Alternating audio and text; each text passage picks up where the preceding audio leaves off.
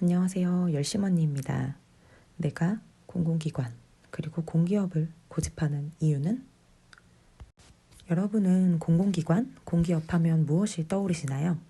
꼰대, 퇴사, 군대문화, 박봉, 정년보장, 그리고 꼰대, 꼰대, 꼰대, 꼰대. 네, 그렇습니다. 요즘은 공기업, 공공기관은 꼰대라는 이 한마디로 다 표현이 되는 것 같아요. 제가 취업을 할 당시에만 해도 공기업 이퀄 안정성이었는데 요즘은 확실히 분위기가 많이 바뀐 것 같습니다. 저는 지금까지 공공기관, 공기업, 공단 등 총 3군데의 공공성을 지닌 조직을 경험했어요. 물론 어떠한 특정한 이유에서 이직을 결심했고 퇴사를 하기도 했지만 그럼에도 불구하고 아직도 변하지 않는 생각이 있다면 공공기관을 고집하길 잘했다 라는 생각이에요. 요즘 유튜브에 검색만 해봐도 공기업 퇴사했습니다. 뭐 공공기관 퇴사, MZ세대의 공공기관 퇴사하기, 뭐 이런 컨텐츠가 엄청나게 많은데요. 사실 공공기관, 공기업도 조직마다 정말 성격과 분위기가 엄청나게 다릅니다. 제가 겪었던 3군데 역시도 분위기나 연봉, 사내 문화 등 모든 요소가 다 달랐고요. 당시 제 나름대로 각각의 조직에서 힘들었고 이직을 생각할 수밖에 없었던 그런 이유들이 있어서 2번의 퇴사를 겪었어요. 아무리 그래도 지금에 와서 보니까 잘했다라고 생각하는 건 이전의 공기업, 공공기관의 경력들이 있어서 그때의 경력들을 발판으로 제가 지금의 직장에 정착을 할 수 있지 않았나 싶은 생각이 듭니다. 기본적으로 공공성이 있는 조직은 조직원들 사이에 일과 가정 양립을 위한 배려가 굉장히 많은 편이에요. 지금보다 더 젊었을 때, 결혼을 하지 않았을 때, 워킹맘이 아닐 때에는 사실 이렇게까지 크게 저한테 다가오진 않았어요.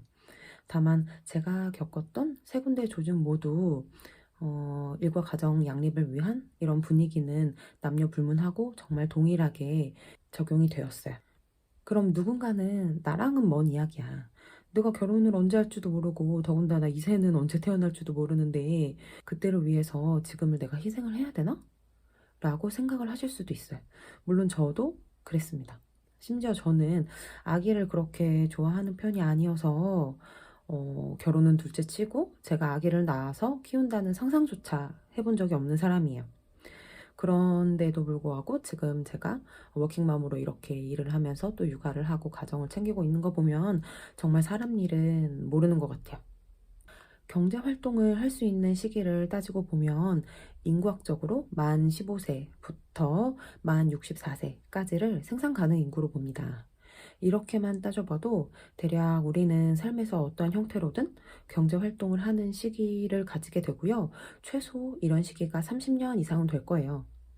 그 시간 동안 충분히 현재의 내 삶이 또 다른 어떠한 형태의 다른 모습으로 바뀔 수 있다고 생각해요.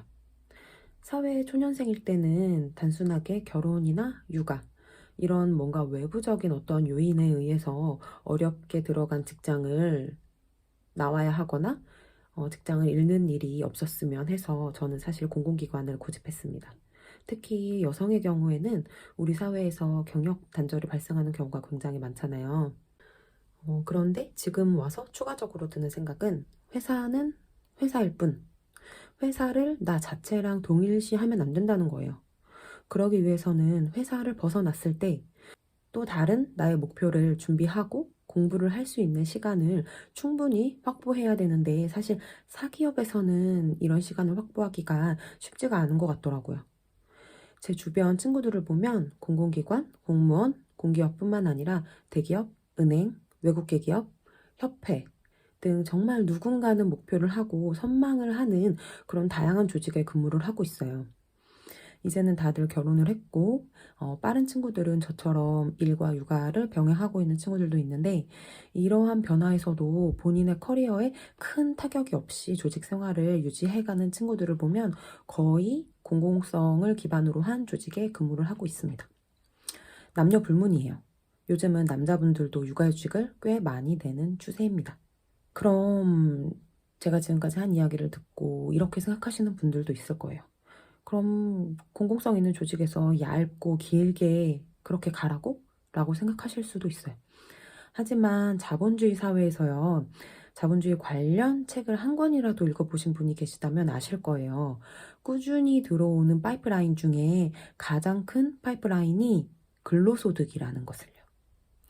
대기업만큼 큰 돈은 아니지만 꾸준히 월급을 받고 업무 강도는 사기업이나 대기업에 비해서 어느 정도 여유로우면서 이로써 확보한 시간을 회사 안에서의 내가 아닌 회사 밖에 나를 위해서 투자를 할 수 있다는 거. 이 투자된 시간이 결국은 부러워하던 그 사기업, 대기업 연봉의 갭 이상을 실현시킬 수 있는 큰 무기가 될 거라고 저는 생각합니다. 거기에 일과 가정 양립에 대한 제도나 분위기가 이미 안정적으로 정착이 되어 있다는 점도 하나의 큰 플러스 요인이 될 수 있어요. 저는 제가 뭔가 회사를 벗어나서 창업을 해서 엄청난 부를 일궈내고 파이어족을 선언하고 더 이상 회사를 다니지 않아도 될 만큼의 뭔가 특정한 큰 재능까지는 없는 것 같아요. 참 슬픈 이야기지만요. 그래서 열심히 오늘도 출근하고 내일도 출근을 할 거지만 지금까지 세 군데의 조직에서 통틀어 10년 정도 직장인으로서 지내보니까 이런 평범한 삶을 꾸리는 것 자체도 너무나 우리나라 사회에서는 힘들다는 것을 알고, 그러다 보니까 평범함을 유지하고 있는 지금의 제 삶도 나쁘지는 않다고 느끼게 되었어요. 주어진 일과 시간에는 조직원으로서 일하고 칼같이 퇴근을 해서 퇴근 이후에는 가정도 돌보고 하고 싶은 공부도 하고 책도 읽으면서 저만의 삶을 누리고 있습니다. 물론 이렇게 유튜브도 하고요. 어떻게 보면 나쁘지 않을 이 삶을 위해서 그동안 제가 엄청난 시간을 치열하게 취준하고 이직하고 지금의 모습을 갈구했던 건 아닐까라는 생각도 듭니다. 누구에게나 정답은 없다고 생각해요. 다만 본인이 만족하고 삶의 균형을 유지해 나갈 수 있는 조건이라면 그것이 정답이라고 생각합니다. 자신만의 기준을 세우고 그 기준에 맞는 조건을 위해 달리세요. 오늘도 응원합니다. 그럼 저는 또 다음 영상으로 돌아오겠습니다. 이 영상이 도움이 되셨다면 구독과 좋아요 눌러주세요.